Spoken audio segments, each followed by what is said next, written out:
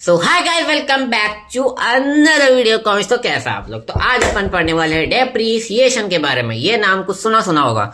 मेरा नाम डेप्रीसिएशन है, नाम तो सुना ही होगा। ओके, सो आज अपन पढ़ने वाले डेप्रीसिएशन के बारे में, करेक्ट।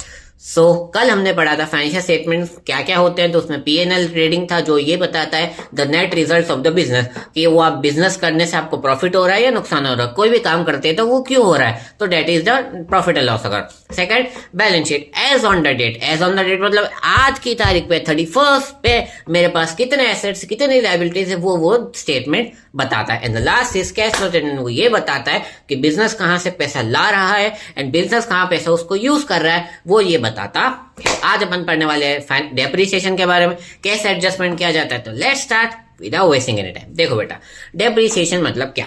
डेप्रिसिएशन का मतलब होता है normal wear and tear of the assets due to passage of time and usage. यानी कि किसी भी एसेट्स की वैल्यू कम हो जाती है दो फैक्टर की वजह से। या तो समय चला जाता है धीरे धीरे यूसेज की वजह से, या तो टाइम की वजह से, या फिर यूसेज की वजह से। आप उसको जितना ज्यादा यूज करोगे उतना ही ज्यादा उसकी वैल्यू कम होती जाएगी। एक एग्जांपल देता हूं, समय के साथ साथ ना बेटा रिलेशनशिप्स की वैल्यू कम होती जाती है। आप देख लेना, आप फर्स्ट ईयर में बहुत अच्छे दोस्त रहोगे, सेकंड ईयर में उससे कम बन जाओगे, लेकिन जैसे जैसे बीतता जाएगा वैसे वैसे दोस्ती भी खत्म होती जाती है। That is passage of time and usage. यानी कि यूसेज का मतलब क्या? जैसे आप कोई भी चीज यूज कर रहे हो, करेक्ट। मैंने मान लो ये मैंने मास्क यूज किया, तो मैं इसको जितना यूज करूंगा उसके साथ साथ इसकी वैल्यू कम होती जाएगी, करेक्ट। हालांकि एसेट नहीं, दैट इज एग्जांपल। अपन तो इंडियंस कितनी अपनी तो वो रहती है ना, अपन किसी चीज को तब तक नहीं छोड़ेंगे तब तक उसमें से आखिरी प्राण ना निकल जाए, तो दैट इज यूसेज, करेक्ट। अब डेप्रिसिएशन का एडजस्टमेंट समझते हैं।